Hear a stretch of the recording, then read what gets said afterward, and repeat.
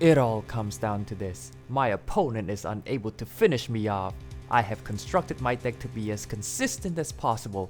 This top deck shall swing the pendulum to my favor. I draw!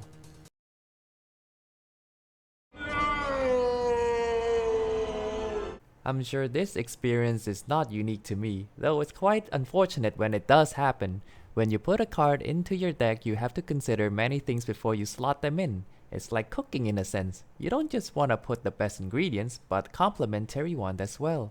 Hello, my name is Bukuya, Fur Hire Enthusiast, and I would like to go over consistency and card value.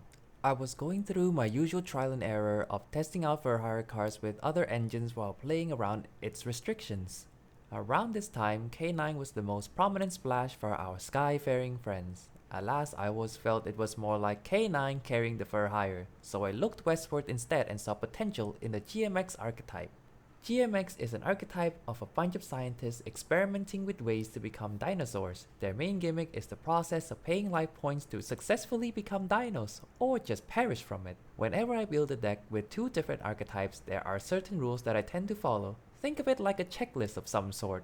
They're not mandatory, and there's a high chance you can't tick every boxes. Do note this video has cards that's shown in both the TCG and OCG as of May 1st. GMX Fur Hire will be mainly what I'm talking about, but most of what I said can be applied somewhat generically. First, visualize what your end board looks like. Identify your archetype's win condition and weaknesses. For Fur Hire side, they want Folgo to be on the field while having either Dampa or the trap to trigger Folgo's effect while controlling 3 Fur Hire names. Have Rex, Rafal, and Keel in the graveyard. Everything else is a bonus. Fur Hire has very good swarming and snowballing capabilities through drawing many cards while disrupting your opponents through pops, but kinda lacks the gas to get it started. For the GMX side, they want Velox to be the endworks piece. Evolve the Nina the graveyard, while try to consistently not die to the GMX card life point cost. GMX can out-resource your opponent through their many means of recurring cards from graveyard or banishment, but lacks layered interruptions. Here's the archetype skeletons. To meet Fur Hire win condition, I choose 3 Rex, 3 Ride, 1 Beat, 1 Dampa, 1 Rafal, 1 Fandora, 1 Techniques, 2 Donners, 1 Keel, and 1 Folgo. To those who know the archetype might raise their eyebrows as there's a lack of other monsters and spells Fur Hire has. This is the first part of analyzing the cards. There is this weird push and pull factor of consistency and higher ceiling. You can make a better and more powerful end board at the cost of consistency and vice versa. There are other cards in Fur Hire that would embody this concept. For example, Wiz can give you life point and is a spell trap negate. On paper, Wiz is able to offset GMX life point cost with her life point gain, though it doesn't really impact the game state all that much. Your opponent isn't going to tremble in fear over you gaining and losing life points. In addition, she has no self-summoning condition, so if you draw her, you cannot summon her unless you use your precious once per turn Fur Hire summon effects. And it's not like her negate is guaranteed anyway. When it's sort of hoops you have to go through for a semi-reliable effect, it would be better if this was just a free bonus effect that you would just go through in your normal line. Dampa and Rafal, and in a sense, Rex Rides our target Beat Folgo Fandora would be searching for anyways. So Wiz effect would have to contribute a lot more than them to make it to the list. In Fur Hire, there are only 2 cards that can search spell traps. Keel sets, Rex adds to hand. And when it comes to searching, you regularly would only play 1 single copy if it's searchable. Unfortunately, due to almost every single spell trap lineup being a quick play or trap card, Fandora is a must include with Keel, and it also serves as a bridge to Fur Hire. You can argue the trap might be a bit too slow, but I weighed it in with the other quick plays. Rookies has 2 functions, to dodge targeted interruptions and get another name from the deck. Usually Beat, since the first part of the reasoning to play Rookie happens rarely on the fact you would play only 1 copy of Rookie as a search target. You would want to play more copies of Rookies in order for the dodge to happen more often, but weighing on the fact Rookie is not a starter card as it requires another body on field for its activation, makes having multiple copies redundant, as well as Rookie effect is something Fandora can somewhat achieve already. As a result, I decided to cut Rookie. Whirlwind is a strong yet restrictive card. Not unlike Rookie, its value increases the more target it has, but the ratios I have for my deck if I were to use this card, I would essentially cut off half of my deck's playability. So, to the Shadow Realm it goes. Now, to the GMX side. Their part skeleton consists of 3 Salande, 2 Kimrich, 1 Salandia, 1 number 55, 1 Dino Deneen, 1 Evolved Deneen, 1 Velox, and 1 Alos. Salande has 2 relevant effects, on normal summon to summon a non-warrior GMX or a level 3 or lower dino from your deck. And what do you know?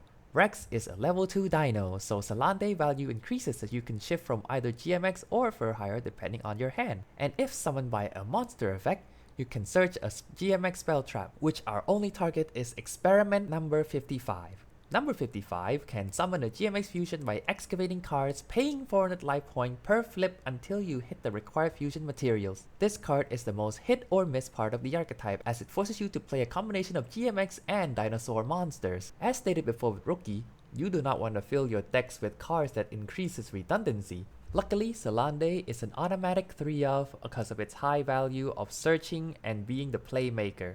That leaves 2 Kimrich and 1 Salandia. Kimrich's main purpose are 2 things. Because Kimrich can get number 55 from the graveyard as well, he acts as a second method of reusing number 55 in the following turn if Salande have already searched and used number 55. As well as the fact Kimrich will put himself back into the deck to increases your chance of success with the card. Here's also another fun fact. You can also increase your chance of success if you thin your deck out through the process of searching. Fur Hire having 6 dino, one of them being a starter, increases number 55 value, and 10 to search out beat Dompa Rafal consistently means your odds of exceeding of number 55 increases as well. 6 GMX cards, 6 Fur Hire dinos are good odds, but we can increase it further. Dino Deneen, while not technically a GMX, is one of those so-called one-off cards you have to play because it enables so much things. It's not exactly a Garnet, but it sometimes does feel like it. Dino Deneen's relevant effects read, if summoned by a monster effect, you can search a GMX monster, and while on the field, Ignition can polymerization a Dino Fusion. Reading this card, one would be forgiven to think that these aren't particularly strong effects, but this card illustrates a perfect example of it's not the effect that makes it a high value card, but because of the cards surrounding it. Deneen meets the easiest requirement to be summoned by a monster effect of Miscellaneousaurus, in addition to being a core material for Evolved Deneen. Let me show you another example, and you can join me on this thought exercise. Can you think of a card that was never considered, or barely considered to be relevant, to be playable, but because of a certain archetype that revolve around a specific type and attribute, say Fiendsmith, this card skyrocketed and became basically an auto-include despite its mediocre effects? If you answered Fable Luri, congratulations! Here's another example. This one I drew a comic for because I find it hilarious that Rex being a valid target for Salande, having power patron stats, being a level 2 for Sprite, and the exact same stat for Karibo Multiply. There are many cards like that just so happen to be the perfect card for the right environment. Since Deneen is a level 1, Mystic itself fulfills the condition to kickstart the GMX plays. Evolved Deneen can search any GMX card and self-revive after a GMX excavate. Though due to GMX main deck monsters can already search one another, Salandia was added as the next best GMX main deck monster, as Salandia's effects make them not a dead card when you draw them since it can self-summon and has amazing bonus effects that synergize with both Fur Hire and GMX on recurring cards from the hand, graveyard, or banishment. Now we have 6 GMX monsters, 10 dinosaurs, a good ratio for number 55. Now let me go over one of the highest value cards in the deck, Fossil Dig. A non-once per turn Rhoda of a level 6 or lower dino. Every single dino in this deck are valid search targets for Fossil Dig, so this card can essentially become a starter or an extender of your choosing and will almost never become a dead card in your hand. GMX has other cards, but I will only mention the one I considered adding in, which was 55th Report, but felt I don't have enough search effect for it. Throughout the processes of building this deck and testing them against opponents, you will have to uncover the deck's weaknesses, how easy, how difficult it is for the deck to play under various conditions, and identify them and patch those holes. For example, on this list, the deck has 3 fusion monsters but only 2 fusion effects.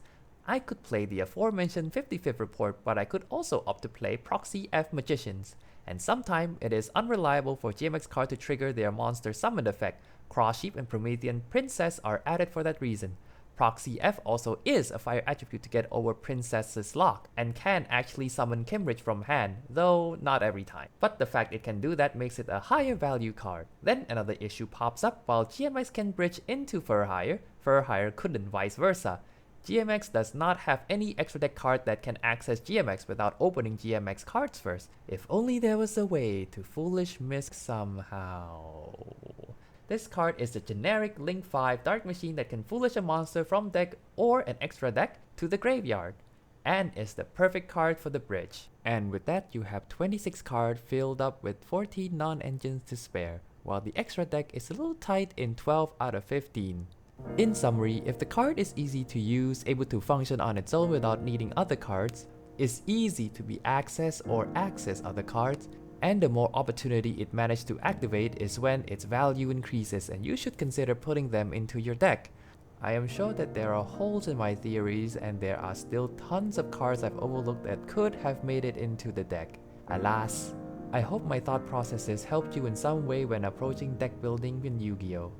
If not, then at the very least, I hope you enjoy the video. It's very fun to go through Yu-Gi-Oh! Cards and share what I know about them. I even made keychains of my favorite archetype. If it's to your liking, do visit Cat Stalkers and browse through at your leisure. Thank you for watching, bye!